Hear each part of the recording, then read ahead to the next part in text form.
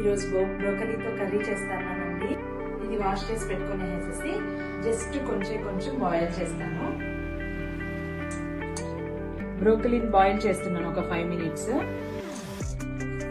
1 tablespoon జీరా, 1 tablespoon ధనియా కొంచెం fry చేసుకోవాలి. కొంచెం పప్పులు ఫ్రై చేసుకోవాలండి.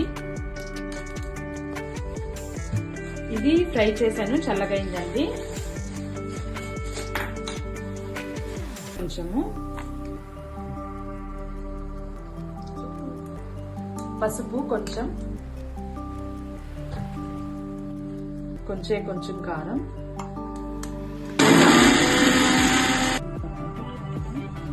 వేసుకోవాలండి.